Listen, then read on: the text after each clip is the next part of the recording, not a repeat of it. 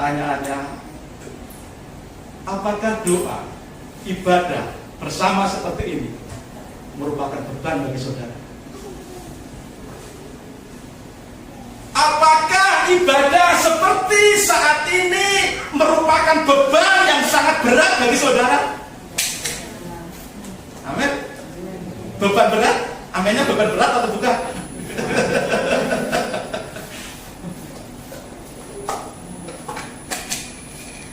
Apakah ibadah seperti ini merupakan beban yang berat bagi saudara? Apakah melayani Tuhan adalah beban yang berat bagi saudara?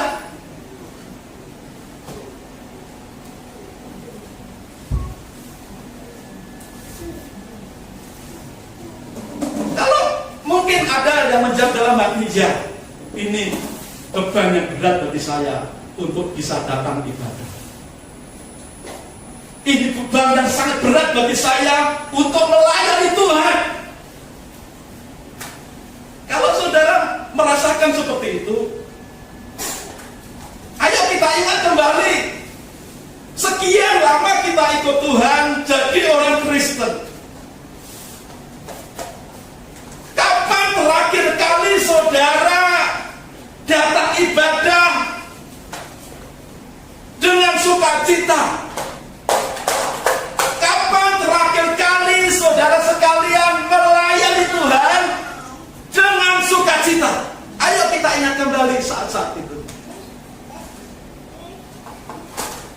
Kalau mungkin dulu bisa datang ibadah dengan sukacita, los tanpa beban dalam diri kita. Datang ibadah kita sungguh-sungguh persiapkan. Datang ibadah sungguh-sungguh kita benar-benar ada rasa rindu di hati seperti kita merindukan sang kekasih hati. Kenapa sekarang tidak bisa seperti itu? Kalau dulu kita melayani Tuhan bisa begitu bersemangat, bergairah, bersukacita. Pelayanan bukan merupakan beban bagi kita, tetapi adalah sukacita kita. Seperti saat kita melayani kekasih kita, ada sukacita kan? Ya, yang pernah pacaran, ayo ingat, ketika pacarnya mungkin bilang, Mas, mari kita buka Alkitab kita, terambil dari Lukas pasal 2. Injil Lukas pasal 2 ayat 8 sampai ayat 20.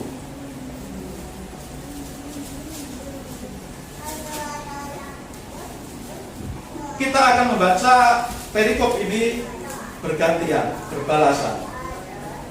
Injil Lukas pasal 2 mulai ayat 8 sampai ayat yang ke-20. Kita baca perikop ini berbalas-balasan. Lukas pasal 2 mulai ayat 8, demikian firman Tuhan.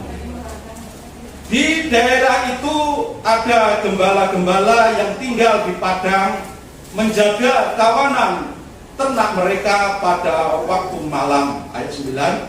Tiba-tiba berdirilah seorang malaikat Tuhan di dekat mereka, dan kemuliaan Tuhan bersinar meliputi mereka, dan mereka sangat ketakutan.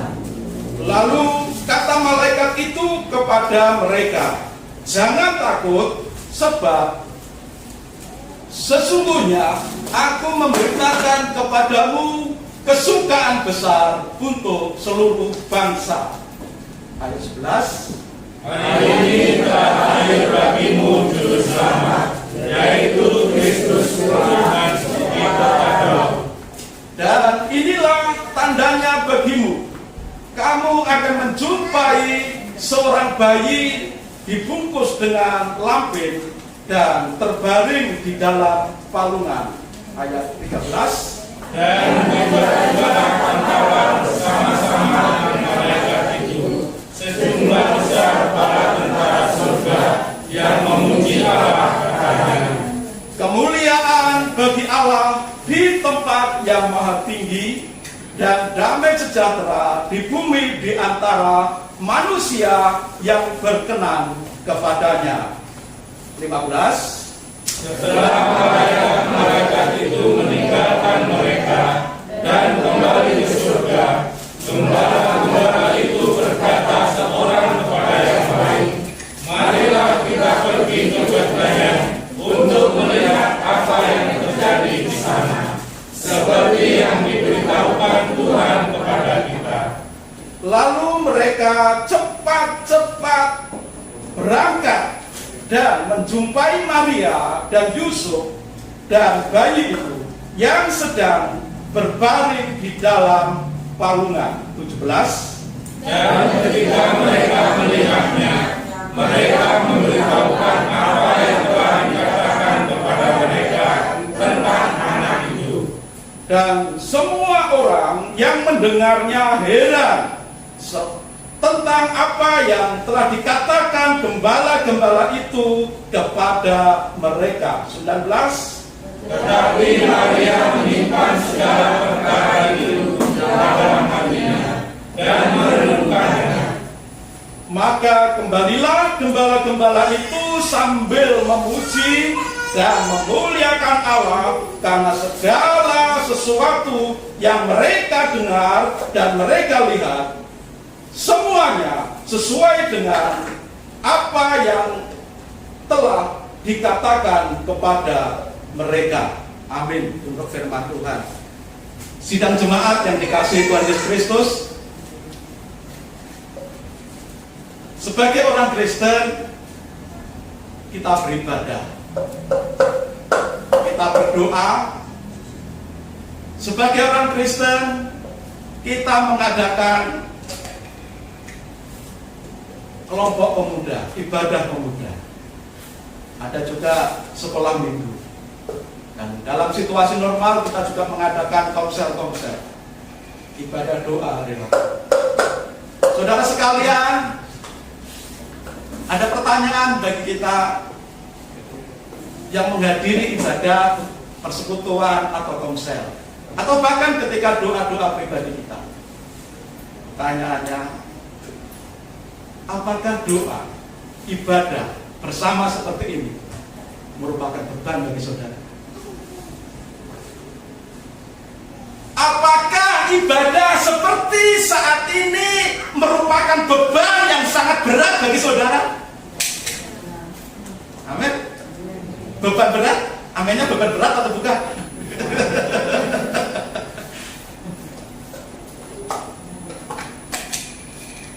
Apakah ibadah seperti ini merupakan beban yang berat bagi saudara? Apakah melayani Tuhan adalah beban yang berat bagi saudara?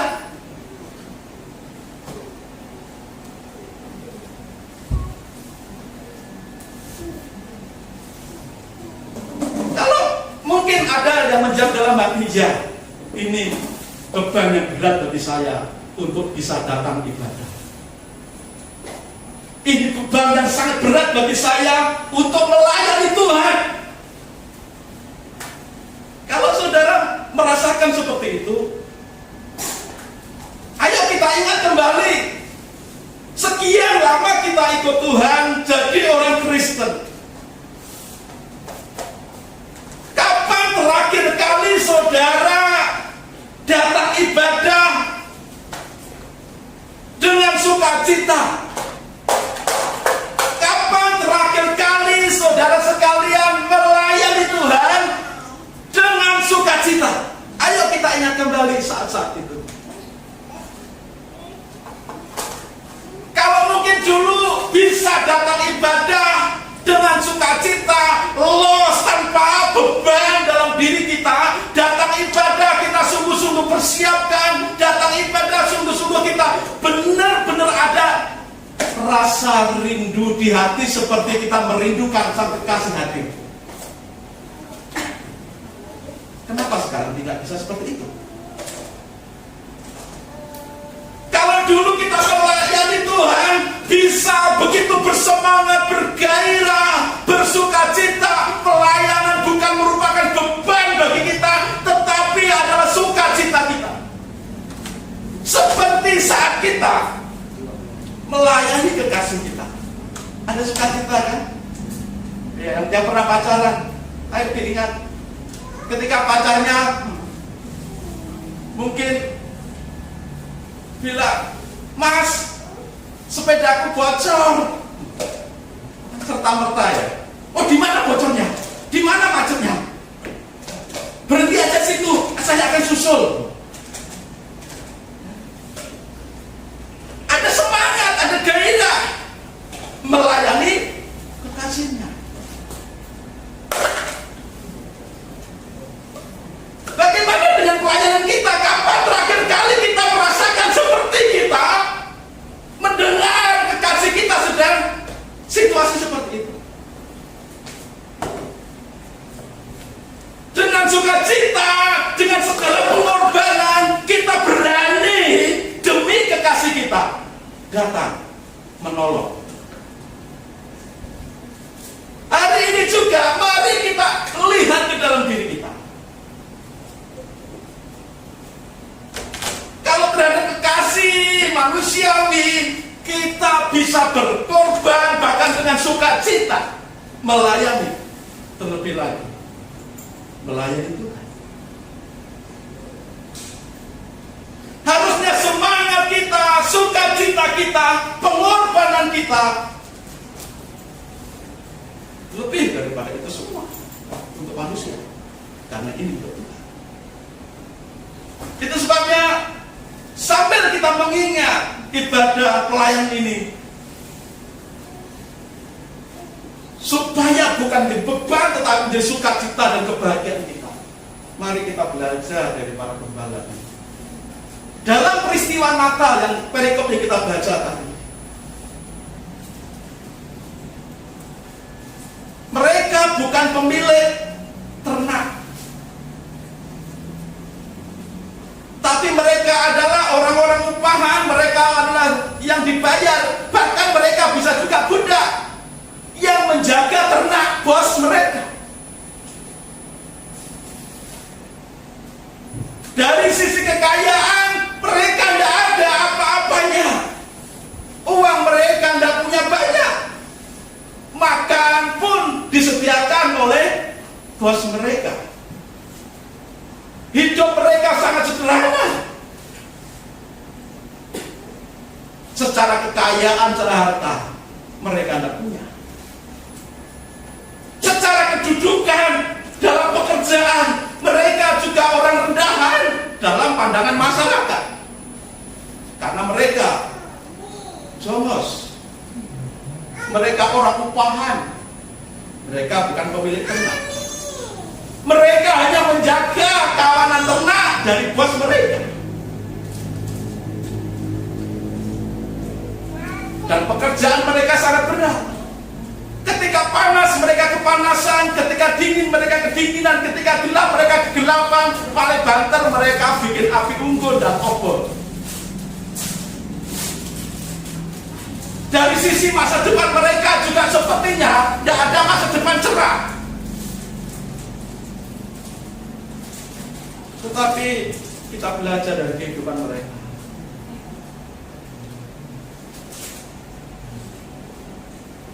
Di dalam ayat 14 tadi menyatakan demikian. Kemuliaan bagi Allah di tempat yang maha tinggi, dan damai sejahtera di bumi di antara manusia yang berkenan kepadanya. Sekali lagi saya ulang 14. Kemuliaan bagi Allah di tempat yang maha tinggi, dan damai sejahtera di bumi di antara manusia yang berkenan kepadanya. Ada kata damai sejahtera di bumi di antara manusia yang berkenan kepadanya.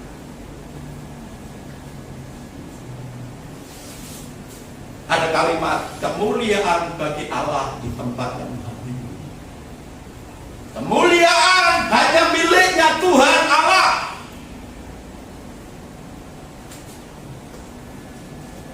Di bumi ini tanpa ada kemuliaan Tuhan yang hadir dalam wujud damai sejahtera, maka dunia ini tidak punya harapan. Dunia ini tidak punya masa depan yang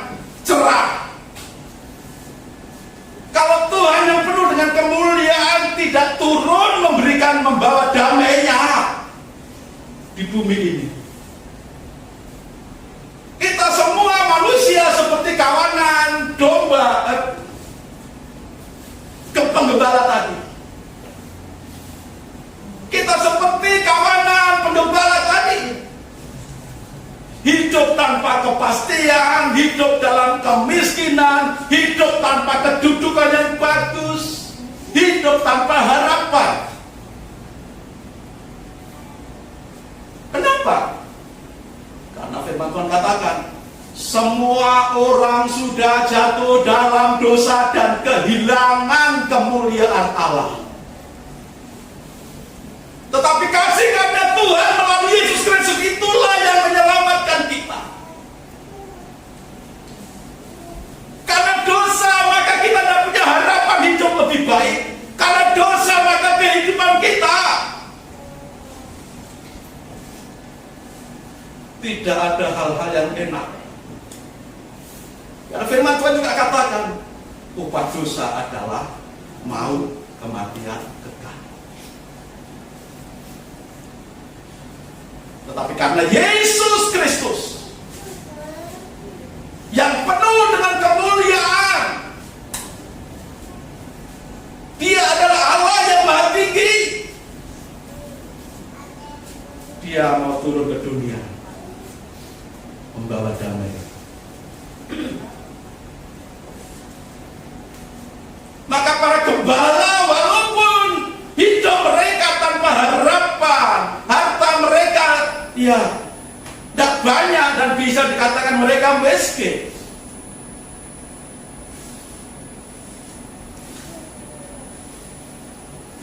Tapi kita melihat tadi bersama-sama ketika mereka didatangi oleh malaikat Tuhan yang membawa berita, hari ini telah lahir bagimu Juru Selamat, Kristus Tuhan.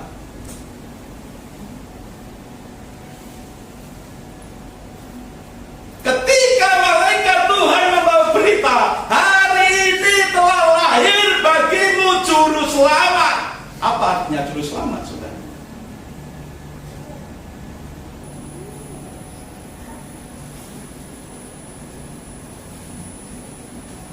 Satu-satunya pintu, satu-satunya kunci yang bisa menyelamatkan manusia. Satu-satunya jalan, satu-satunya pintu, satu-satunya kunci yang bisa membawa manusia yang tadinya berdosa diampuni lalu masuk dalam kerajaan surga. Hari ini telah lahir bagimu Juru Selamat, yaitu Kristus Yesus Kristus. Dialah sang Juru Selamat dunia. Dia yang sanggup mengampuni dosa dunia. Dia yang sanggup menyelamatkan manusia dari hukuman neraka, kematian. Itu sebabnya tidak ada satupun manusia yang tidak membutuhkan kehadiran Yesus. Tema kita pada pagi ini adalah damai sejahtera. Damai sejahtera.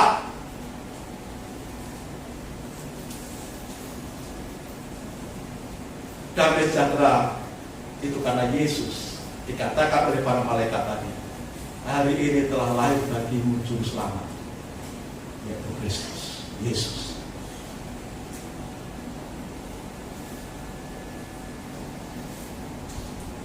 Kalau Tuhan tetap di tempat yang maha tinggi, kalau Tuhan tetap di surga dengan segala kemuliaannya, maka bumi tetap terkutuk, manusia tetap terkutuk, dan tidak ada harapan bagi manusia. Tetapi karena kemuliaan Allah di tempat yang maha tinggi di surga, Tuhan yang penuh kemuliaan itu mau turun ke dunia, yang menyatakan diri dalam perkataan malaikat tadi, hari ini telah lahir bagimu juru selamat, yaitu Kristus. Damai sejahtera yang dikatakan ayat 14 tadi bisa terjadi satu karena Tuhan mau datang ke dunia dalam wujud manusia. Tetapi dari kita manusia, apa yang harus kita lakukan supaya damai sejahtera itu bisa menjadi milik kita? Apa yang mesti kita lakukan, apa yang harus kita lakukan supaya damai sejahtera itu bisa kita alami? Sebagai manusia, apakah para gembala tidak berpikir tentang masa depan mereka? Apakah para gembala itu tidak berpikir tentang masa depan keluarga mereka? Apakah mereka mau hidup seperti itu terus-menerus sampai mati? Tentu tidak. Para gembala manusia itu juga manusia, tentu punya pikiran ingin memiliki masa depan yang lebih baik, keluarga yang lebih baik, pekerjaan yang lebih baik.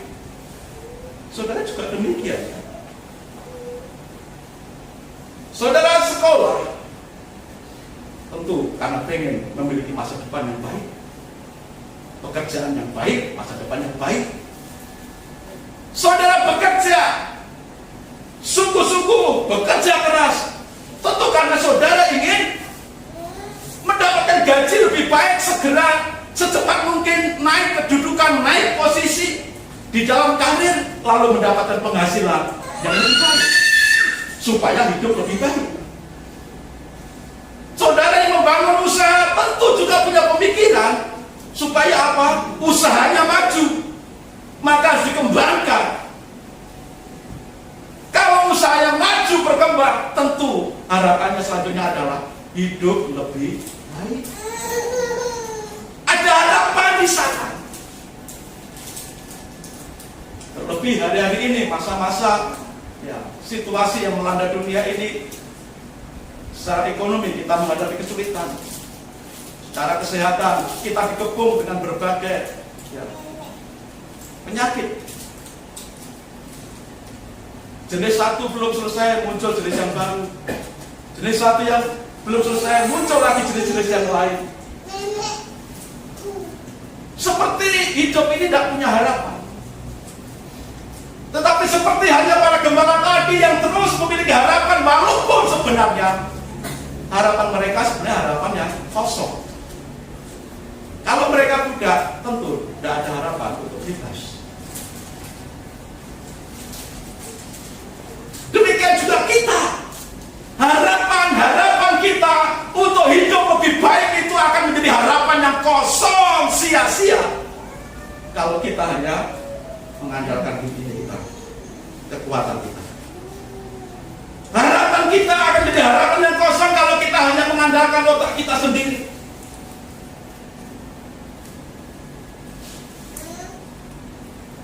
Hati kita akan tetap kosong, tidak terpuaskan kalau kita mengharapkan kepuasan dunia ini. Kalau harapan kosong, hati kita kosong, pikiran kita kosong, maka hidup ini tidak akan pernah ada damai, saudara. Dunia ini menawarkan damai, menawarkan sukacita, kebahagiaan, kesejahteraan.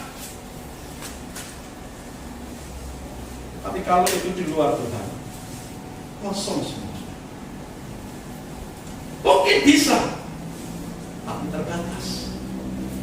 Hanya sesaat, damainya sesaat, kebahagiaannya sesaat. Siapa yang tidak senang kalau dapat bonus tunjangan hari Natal, langsung dapat 5 juta? Wah, senang kan? Senang. Tapi senangnya berapa lama? Setelah senang, belanja sini, belanja sana, belanja sini, belanja sana, tidak lama ya senang, saudara. senangnya di hati gantinya seneng dalam waktu yang cepat. Kalau kebahagiaan kita karena uang. Orang bilang katanya kalau banyak uang, banyak harta benda, senang, terpuaskan, damai. Buktinya banyak orang-orang kaya ya akhirnya tertangkap masuk penjara. Kenapa? Nyabu, narkotika. Alasannya apa? Stres kerja, stres usaha. Banyak uang, banyak harta. Kamu mau pernah? Tapi buktinya mereka melarikan diri dari kenyataan hidup ke obat-obat terlarang.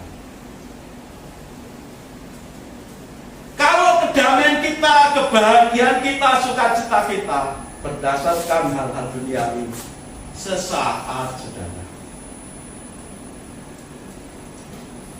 Tetapi damai sejahtera yang ditawarkan Tuhan, damai sejahtera yang dibawa oleh Tuhan Yesus ketika datang ke dunia, ketika malaikat Tuhan datang dan memberitakan, hari ini telah lahir bagimu juru selamat dunia, yaitu Kristus Yesus.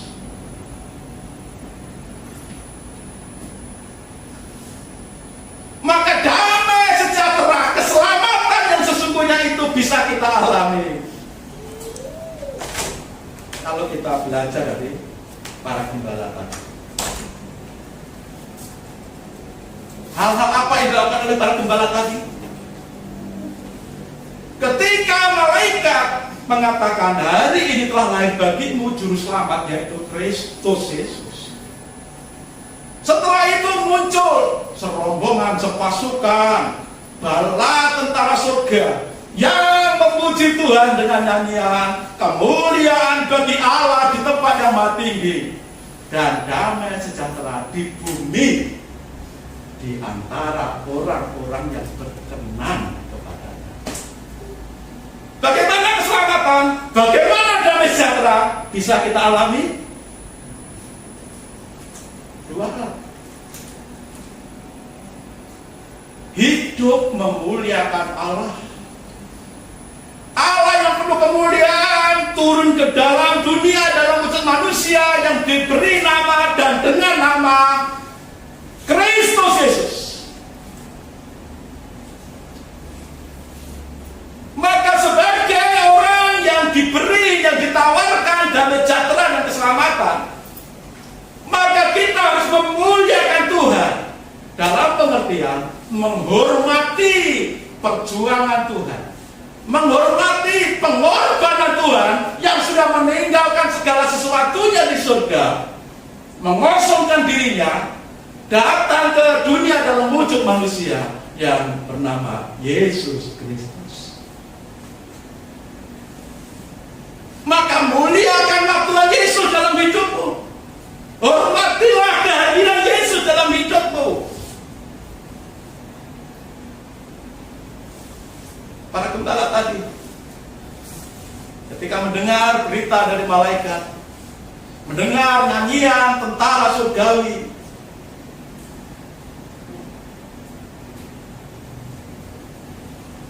lalu dia bisik-bisik satu dengan yang lain, dengan teman-temannya. Ayo kita ke Bethlehem. Ayo kita ke Bethlehem. GSCA Bethlehem. Bukan GSCA Bethlehem, saudara. Tapi mereka rembukan dengan teman-teman sesama gembala itu untuk datang di kota Bethlehem.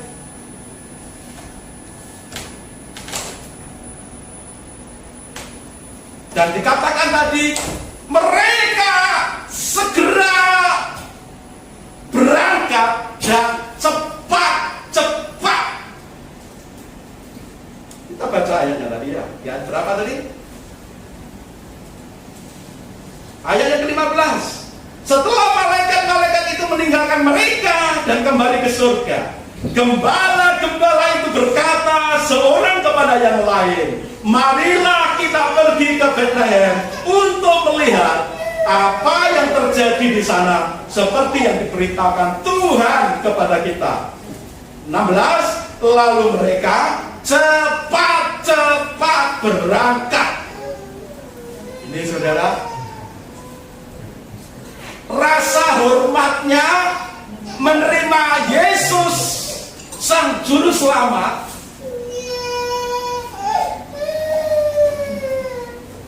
hati yang menerima Yesus di dalam diri para gembala itu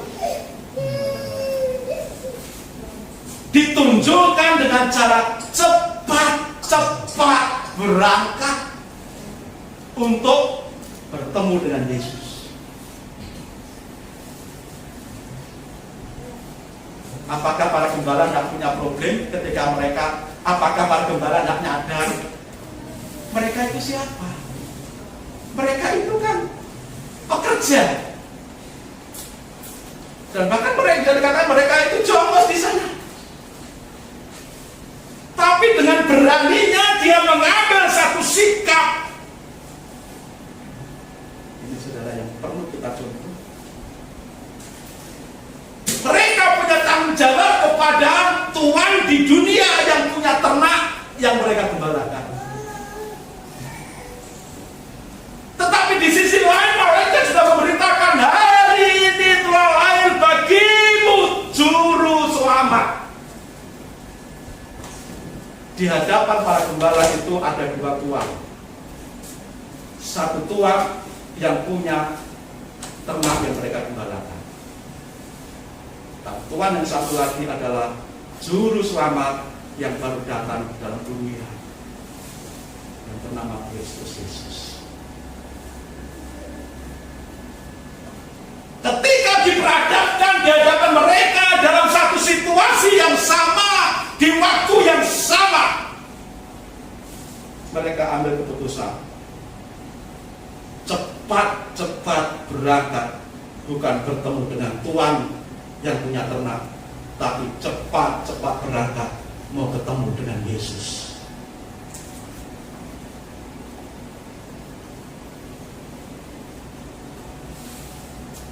Dengan segala resikonya, mungkin mereka akan, kalau mereka budak, mereka akan dihajar oleh tuannya. Itu resikonya. Bisa dihajar, bisa tidak dikasih makan, bisa jatah makannya dikurangi. Itu resikonya. Resiko yang lain mungkin ketika mereka datang kepada Yesus, bisa-bisa gembalanya dicuri orang atau dirampok orang. Dengan segala resiko yang begitu berat, mereka para gembala itu berani ambil sikap. Dia lebih mengutamakan Sang Juru Selamat, pemberi damai sejahtera, pemberi keselamatan dalam hidup mereka. Kalau sang tuan yang punya ternak yang mereka gembalakan hanya bisa ngasih makan, kalau mereka gaji hanya bisa gaji,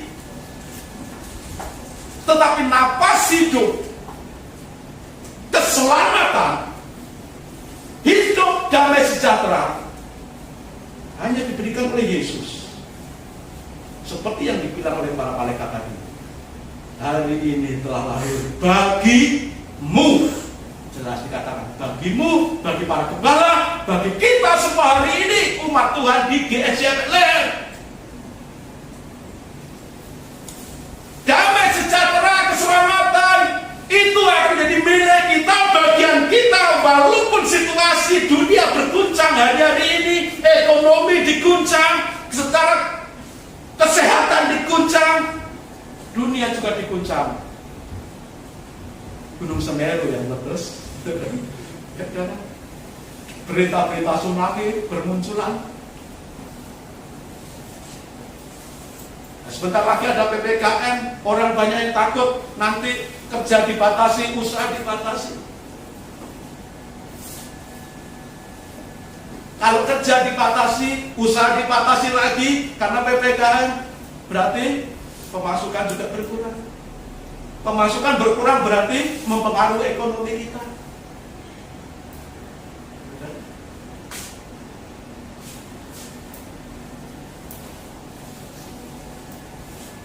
Walaupun beda kondisi saat itu para gembala dengan kita hari ini, Tapi prinsip dasar yang harus kita pelajari, kita contoh, teladani dari para gembala itu adalah ambil sikap, memilih yang terpenting dari yang penting. Yang terpenting dalam hidup mereka adalah damai sejahtera. Yang terpenting bagi para gembala itu adalah keselamatan kekal. Yang terpenting bagi para gembala itu adalah masa depan yang penuh pengharapan, penuh kepastian. Maka tentunya yang terpenting bagi kita hari ini juga adalah damai sejahtera di hati. Yang terpenting bagi kita juga pada hari ini adalah masa depan yang penuh kepastian.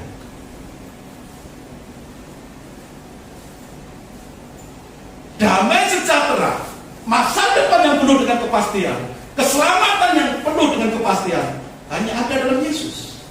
Maka seperti halnya para gembala yang lebih memilih Tuhan di atas segala Tuhan, Raja di atas segala Raja, maka mari kita juga lebih memilih Tuhan di atas segala Tuhan, Raja di atas segala Raja.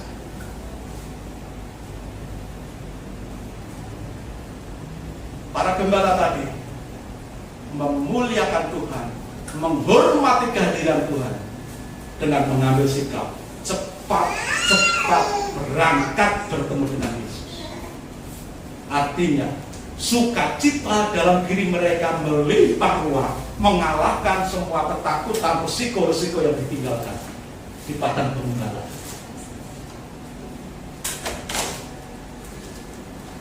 Dan rupanya itu yang dikatakan oleh bala tentara surga yang menyanyi, kemuliaan bagi Allah di tempat yang maha tinggi dan damai sejahtera di bumi. Tapi rupanya damai sejahtera di bumi ini tidak secara umum seluruh penduduk bumi mengalami damai sejahtera. Rupanya hanya orang-orang yang berkenan kepadanya, yang berkenan di hadapan Allah, itu yang akan mengalami damai sejahtera dari surga. Damai sejahtera dari surga itu turun ke dalam bumi, ke dalam dunia ini. Tetapi rupanya damai sejahtera, keselamatan itu hanya bisa dialami, diterima oleh orang-orang yang berkenan di hadapan Allah. Nah, orang-orang yang berkenan di hadapan Tuhan itu seperti apa? Seperti para gembala tadi. Bukan karena pekerjaannya, bukan karena kekayaannya, tetapi orang-orang yang berkenan kepada Allah itu karena sikap hidupnya yang memberi hormat kepada Tuhan, yang mengutamakan Tuhan, dengan cepat berangkat bertemu dengan Yesus. Bertemu dengan Tuhan Yesus bagi para gembala bukan merupakan beban yang berat, walaupun risikonya besar yang ditinggalkan. Hari ini mungkin saudara juga ketika harus ibadah seperti ini, ada risiko besar bagi saudara. Mungkin pekerjaan ditinggalkan, mungkin usaha ditinggalkan, mungkin teman usaha, teman bisnis, partner bisnis harus ditinggalkan dulu demi untuk beribadah bersama. Ada risiko yang harus kita tinggalkan. Tetapi belajar dari para gembala yang lebih memilih memberi hormat kepada Tuhan, memuliakan Tuhan melalui kehidupannya, bertemu dengan Tuhan cepat-cepat. Kita harus punya sikap seperti itu.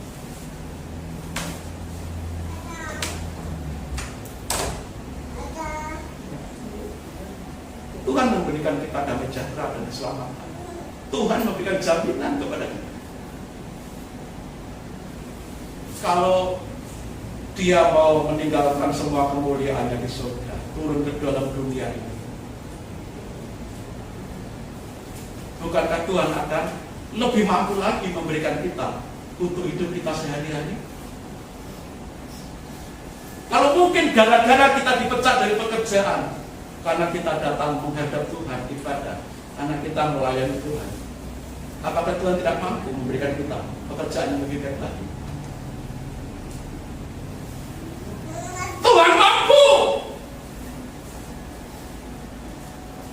Memang ketika kita harus mengikut Tuhan, bertemu dengan Tuhan, beribadah, melayani Tuhan, akan selalu ada risiko-risiko yang harus kita tanggung. Tapi kalau kita mengingat risiko yang harus kita tanggung itu tidak bisa dibandingkan dengan apa yang Tuhan berikan bagi kita.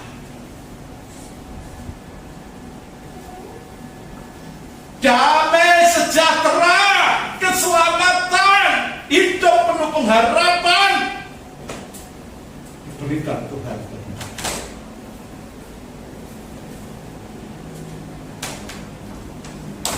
Para gembala ini mengajari kita banyak hal.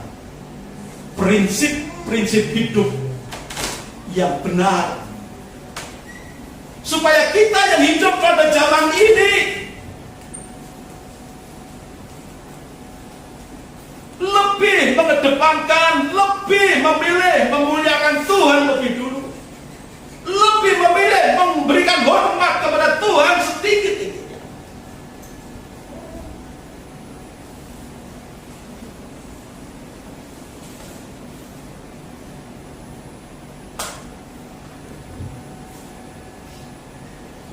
Ada banyak sekali alasan bagi kita untuk tidak melayani Tuhan. Ada banyak sekali alasan yang bisa kita buat untuk tidak datang beribadah. Anda memandang bahwa ibadah itu satu beban yang berat. Anda memandang bahwa pelayanan itu beban yang berat. Hanya membebani hidup. Tapi ketika kita mengerti dan menyadari betul arti kehadiran Tuhan bagi kita, maka sungguhnya seperti halnya para gembala tadi, semua tinggalkan untuk ketemu dengan Tuhan. Karena dalam diri para gembala tadi bukan hanya memiliki satu iman pengharapan bahwa Tuhan sanggup melimpahi bagi mereka, walaupun nanti ketika mereka pulang mungkin akan mendapatkan hukuman dari Tuhan mereka. Tapi mereka melihat bahwa apa yang Tuhan berikan itu jauh lebih besar, jauh lebih dahsyat daripada apa yang mereka terima di bumi ini. Damai. Saudara, damai sejahtera itu dicari bangsa-bangsa yang tidak mengenal Tuhan. Ada lagu-lagu mengatakan, ke gunung tinggi ku naik mencari damai. Dalam lembah jurang ku turun mencari damai. Namun akhirnya damai tiada ku dapati juga, kecuali hanya di dalam Yesus Tuhan. Saudara berusaha mencari damai dimanapun di bumi ini tidak akan dapat,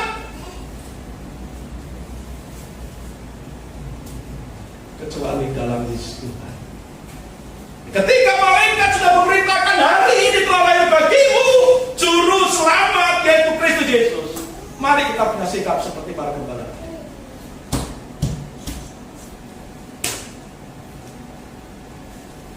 Jangan lagi melihat, memandang, punya anggapan bahwa ibadah itu satu beban yang berat. Jangan lagi memandang bahwa satu pelayanan itu menjadi beban yang berat bagi kita.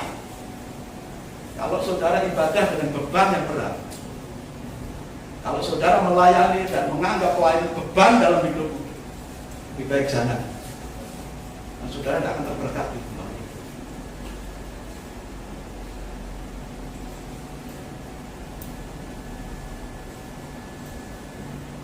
Saudara hanya bisa absen saja di hadapan manusia.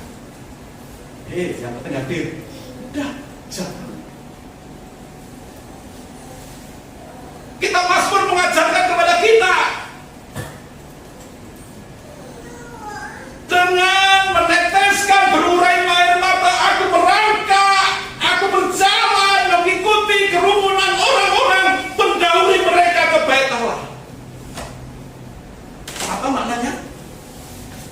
walaupun hidup ini berat, walaupun hidup ini penuh persoalan, pemazmur mengajarkan kepada kita merangkak, berusaha mendahului orang-orang yang datang ke hadirat Allah. Bagi pemazmur, datang bertemu dengan Tuhan dalam ibadah, di dalam melayani, walaupun hidupnya penuh pergumulan, dia akan terus berjuang maju, mendahului orang-orang lain untuk bisa menyapa Tuhan, melayani Tuhan, karena dia tahu jawaban, kelegaan, damai sejahtera, berkat hanya ada di dalam Tuhan. Saudara bisa datang dengan pergumulanmu kepada Tuhan. Saudara bisa datang di hadapan Tuhan dengan beban dan persoalan dan menyerahkan itu kepada Tuhan. Tapi jangan memandang bahwa ibadah itu beban. Ibadah harus dengan sukacita, ibadah harus dengan ikhlas. Ibadah harus dengan rela untuk kita bertemu dengan Tuhan secara pribadi, supaya beban hidup kita dilepaskan. Tuhan Yesus berkata apa? Marilah kepadaku, hai engkau semua yang letih lesu dan beban berat. Tuhan mengundang siapapun yang punya beban kehidupan ini berat untuk datang kepada Tuhan.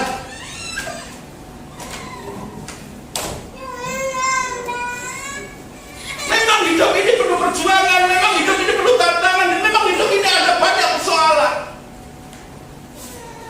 Tapi setiap persoalan, setiap beban, ketika kita datang menghadap Tuhan, Tuhan berjanji, aku akan memberikan kelegaan, aku akan memberikan damai sejahtera yang melampaui segala akal dan pikiran.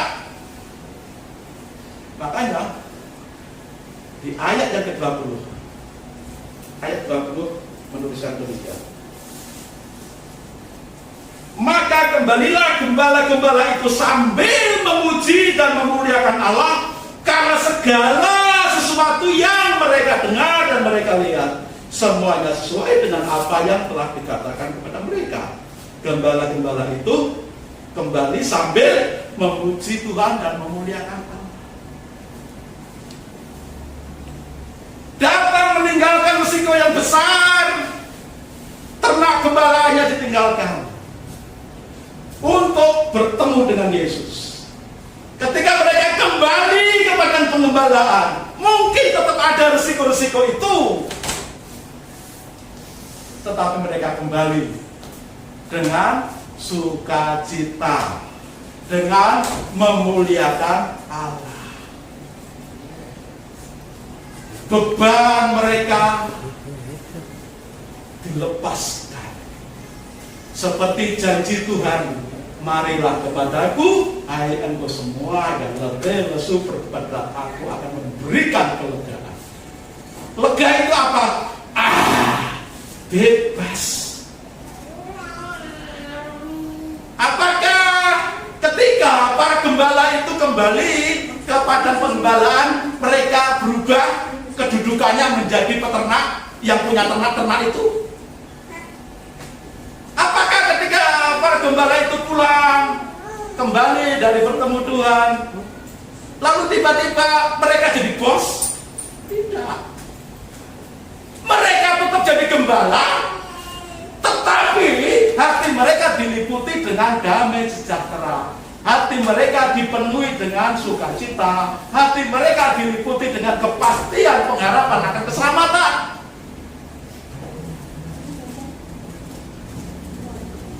Kita beribadah, kita melayani tidak serta-merta mengubah posisi kita dalam pekerjaan kita.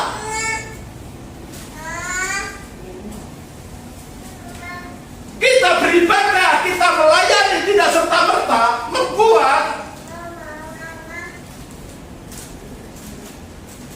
pekerjaan kita yang tadinya jadi karyawan tiba-tiba jadi bos. Tidak serta-merta seperti itu. Walaupun banyak kesaksian seperti itu. Tapi kalaupun kita kembali dari ibadah, kita kembali dari pelayanan kepada Tuhan, tetap melakukan pekerjaan yang sebelumnya, tetap menjadi tukang bangunan, tetap menjadi penjual warung nasi dan sebagainya, tapi kita bisa menjalani seperti para gembala tadi menjalani pekerjaan kita sebelumnya itu dengan sukacita, dengan damai sejahtera, dengan kepastian keselamatan.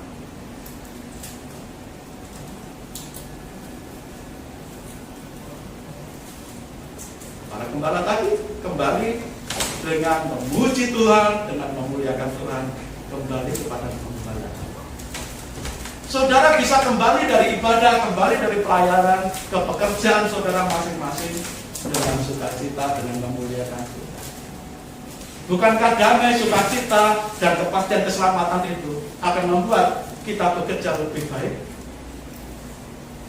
Orang yang mengerti artinya diselamatkan, orang yang sudah dipenuhi dengan damai sejahtera Tuhan, kalaupun dia bekerja dengan baik.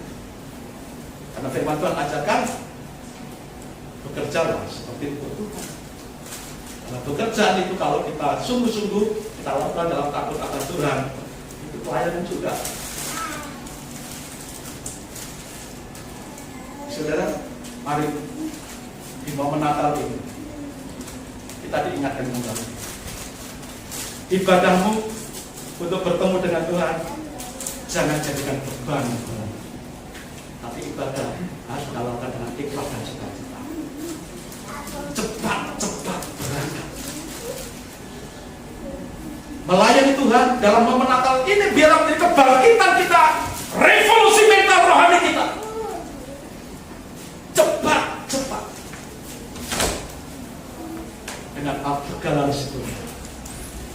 Tapi dibalik semua risiko itu, Tuhan gantikan dengan damai sejahtera, keselamatan, pengharapan yang pasti, penyertaan Tuhan di semua kehidupan, pekerjaan, aktivitas kita.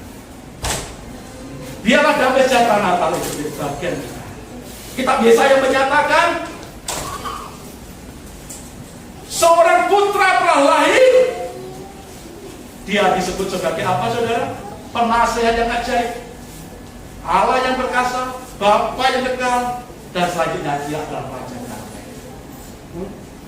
Yesus yang turun ke dunia dalam wujud manusia, yang bayi kecil, bayi mungil yang kita perayakan dalam perayaan Natal, itu adalah sang Raja damai.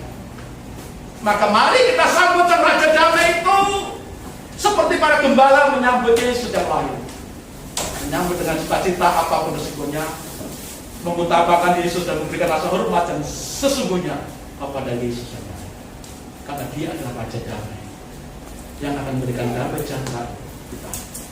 Apapun situasi hari-hari ini, apapun situasi ke depan, apapun situasi tahun 2022 kita tidak tahu, tapi selama sang Raja damai itu ada di hati kita, di hidup kita, apapun situasi boleh terjadi, selama Tuhan sang Raja damai ada bersama kita, pasti ada pembelaan.